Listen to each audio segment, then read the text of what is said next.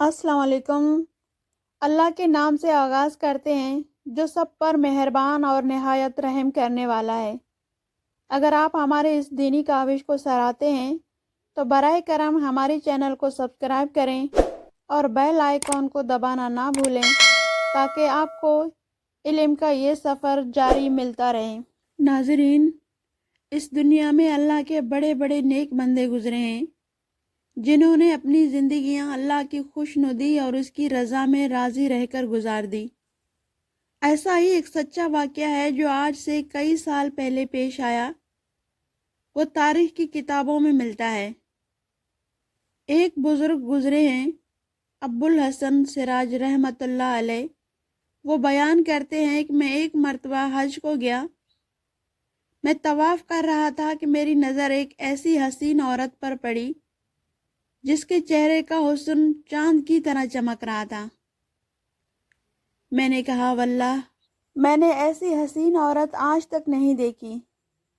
شاید اس کی چہرے کی یہ ساری رونقیں اس وجہ سے ہیں کہ اس کو کبھی کوئی رنج و غم نہیں پہنچا۔ اس نے میری یہ بات سن لی۔ کہنے لگی کہ تم نے کیا کہا؟ واللہ، میں تو غموں میں جکڑی ہوئی ہوں اور میرے دل فکروں اور غموں سے زخمی ہے، اور میرے غموں میں میرا کوئی شریک بھی نہیں رہا۔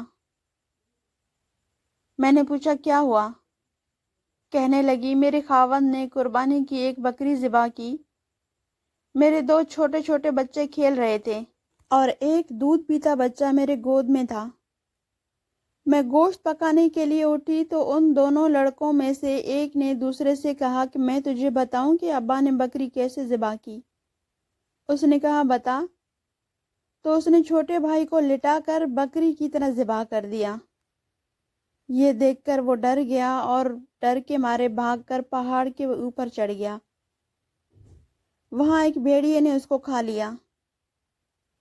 میرا خاوند اس کی تلاش میں نکلا اور ڈھونڈتے ڈھونڈتے بھوک اور پیاس کی شدت سے جان کی بازی ہار گیا۔ میں دودھ پیتے بچے کو بٹھا کر باہر نکلی کہ کسی سے میرے خاوند کا کچھ پتہ چلے، تو وہ معصوم بچہ آگ میں جا گھسا۔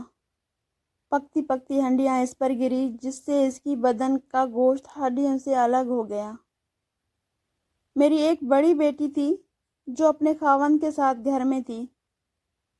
جب اس کو یہ سب پتہ چلا تو وہ زمین پر گری اور اللہ کو پیاری ہو گئی۔ مقدر نے ان سب کے درمیان سے مجھے اکیلی چھوڑ دیا۔ میں نے کہا تجھے ان مصیبتوں پر صبر کیسے آیا؟ وہ کہنے لگی جو شخص صبر اور بے صبری کا فرق سمجھ لے تو کبھی نامراد نہ ہو، کیونکہ صبر کا اللہ کے ہاں بڑا اجر ہے۔ وہ کہتا ہے کہ اللہ صبر کرنے والوں کے ساتھ ہے۔ اگر اس ذات پاک نے سب کچھ لے کر اپنا ساتھ مجھے دے دیا تو یہ گھاٹے کا سودا نہیں۔ میں نے مصیبتوں پر صبر کیا۔ اگر وہ مصیبتیں پہاڑوں پر پڑتی تو پہاڑ بھی ٹکڑے ٹکڑے ہو جاتے۔ میں نے اپنے آنسوؤں پر قدرت پائی، اس امید پر کہ وہ ذات باری اپنے بندوں کو رسوا نہیں کرتا۔ ابو الحسن سراج فرماتے ہیں کہ وہ عورت اپنی داستان سنا کر چلی گئی اور میں سوچنے لگا کہ واقعی اللہ نے اپنی بندی کا ساتھ دے کر اس کا چہرہ منور کر دیا۔ سبحان اللہ۔ ناظرین، سچ ہے جو اللہ کا ہو گیا اللہ بھی اسی کا ہو جاتا ہے۔ میرے بھائیوں اور بہنوں، انسان بڑا بے صبر ہے۔ ذرا سی تکلیف پہنچی، کوئی کام مرضی کے مطابق نہ ہو، فوراً مایوس ہو جاتا ہے، تقدیر کو برا بھلا کہنا شروع کر دیتا ہے، نعوذ باللہ اللہ سے نا امید ہو جاتا ہے۔ اللہ تعالیٰ بار بار قرآن کریم میں فرماتا ہے میری رحمت سے کبھی مایوس نہ ہو، صبر کا دامن ہاتھ سے نہ چھوڑو۔